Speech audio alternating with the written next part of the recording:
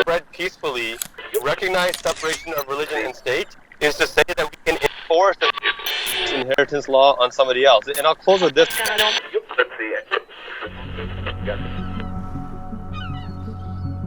My name is Olfa. I am a Tunisian woman.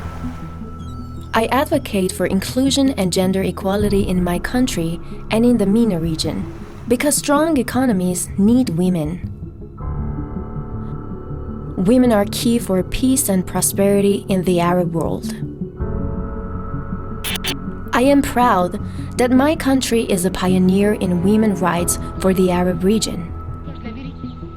Today, Arab world faces huge challenges maintaining peace and economic stability. This phenomenon stems from extremists who resist gender equality in both private and public sectors. Upon independence, Tunisia's leaders made women's rights a priority for the country's modernization.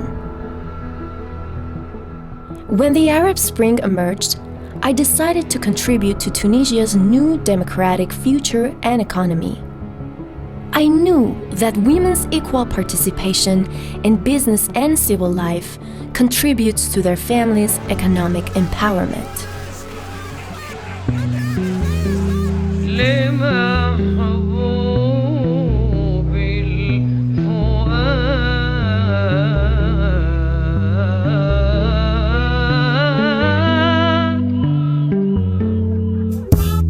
As women have access to income, household resources increase, especially in terms of education, health, and charitable causes. Most importantly, women's empowerment is an antidote to extremism.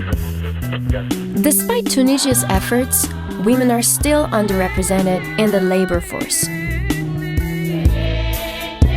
According to a study by the World Bank, limited access to inheritance constitutes a huge barrier to women entrepreneurs because they cannot provide collateral when they apply for loans from banks. With more than 60% of the graduates being women, only 28% represent the labor force. Only 12% of Tunisian women access to property and real estate. At home with 3 sisters, I never experienced gender discrimination.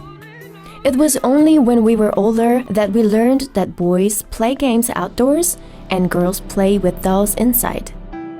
However, girls and women can now dare to overcome such traditional barriers.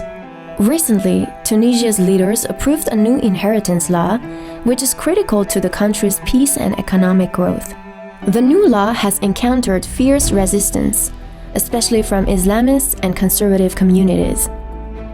Some Muslims object to the new inheritance law because it counters or expands upon Quranic verses which say that men should inherit twice as much as women.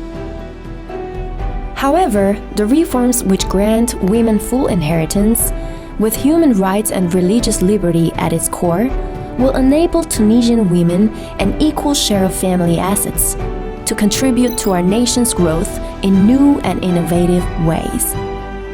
I am proud that Tunisia is the first Muslim-majority state to equalize inheritance for women and men. Bottom line, will you join us in promoting equality around the world?